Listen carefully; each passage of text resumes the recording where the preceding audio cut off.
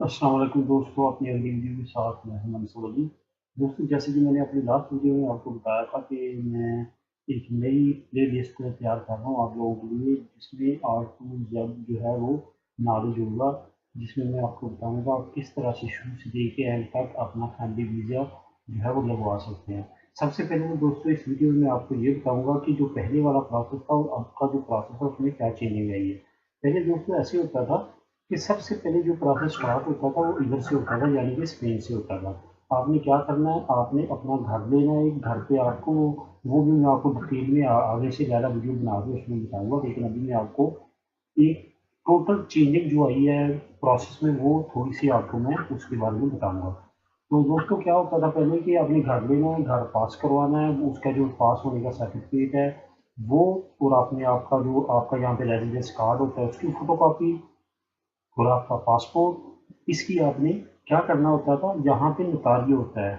जैसे आप वहाँ पे कह सकते हैं कि पाकिस्तान में एक ओथ कमिश्नर होता है, इसी तरह यहाँ पे नोटारी होता है, जिसका ये काम है कि वो गवर्नमेंट के बिहाफ पे आपके डॉक्यूमेंट्स को टेस्ट करता है। पहले ये प्रोसेस था कि ये तीनों डॉक्यूमेंट्स को टेस्ट करवाने के बाद उस बंदे से बाई डाक पाकिस्तान भेज दी जाती थी। पाकिस्तान वाले क्या करते थे, अपने सारे डॉक्यूमेंट्स को साथ नक्की करके टीसीएस में डिपॉजिट करवा देते थे, वहाँ से प्रोसेस स्टार्ट हो जाता था स्टैंप वीज़े के लिए।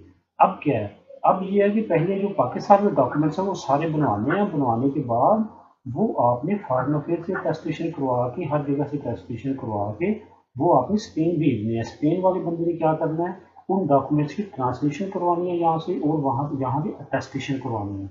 अटेस्टेशन के लिए उन्होंने मुख्तलिफ अपने बंदे दिए, वो भी मैं आपको लिस्ट मुहैया कर दूंगा कि वो आपने किस तरह वो करनी है, वो भी बता दूंगा।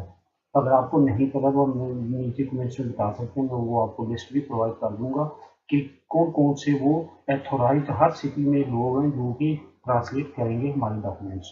उसके बाद वो डॉक्यूमेंट्स और आपकी वो पहले वाला प्रोसेस जो है रेजिडेंसी, पासपोर्ट और वो घर का जो सर्टिफिकेट है उसको उसी तरह टेस्ट करवा के वो भी आपने उन डॉक्यूमेंट्स के साथ वापस पाकिस्तान भेजना है।